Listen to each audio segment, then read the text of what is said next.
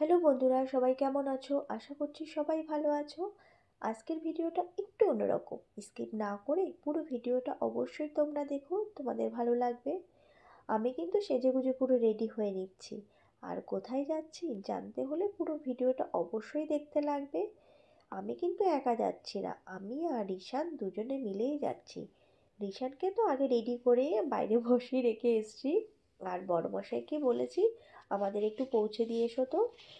তো তোমাদের সাথে কথা বলতে বলতে দেখো বড়মশাই কিন্তু এসে গেছে আমাকে নিয়ে যাওয়ার জন্য, বলছে আর কতক্ষণ লাগবে গো। তো আমিও বললাম যে এই তো আমার হয়ে গেছে, চলো এবার দিয়ে আসো। দেখো আমি আর ঈশান কিন্তু দুজনে মিলেই চলে এসেছি। আর কোথায় এসেছি চলো এবার বলে দিচ্ছি। আমি আর ঈশান যেহেতু যোগব্যায়াম শিখি, সেই যোগা ম্যাম বিজয় সম্মেলনী উপলক্ষে প্রত্যেক বছরই একটা প্রোগ্রাম করে। সেই প্রোগ্রামে কি না থাকে, তোমার নাচ, গান, কুইজ, একক নৃত্য, নাটক, মানে সব কিছুই থাকে। আর সেই দিনটা কিন্তু আমরা পুরো চুটিয়ে আনন্দ করি। যেটুকুনি পারলাম তোমাদের সামনে একটু একটু করে তুলে ধরলাম, আশা করছি তোমাদের ভালো লাগবে। আর আমার ছেলে রিশানও কিন্তু একটা প্রোগ্রাম করেছে যোগ ব্যায়ামের উপরে, ওরা গ্রুপ প্রোগ্রাম করেছে, সেটাও কিন্তু খুব সুন্দর হয়েছিল।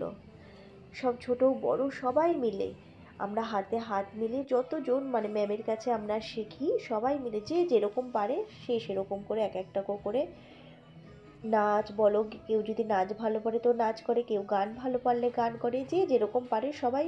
সেই দিনটা কিন্তু আমরা খুব ভালোভাবে চুটিয়ে পুরো এনজয় করি। দেখো রিশানের কিন্তু যোগব্যায়ামের প্রোগ্রামটাও কিন্তু খুব সুন্দর হয়েছিল।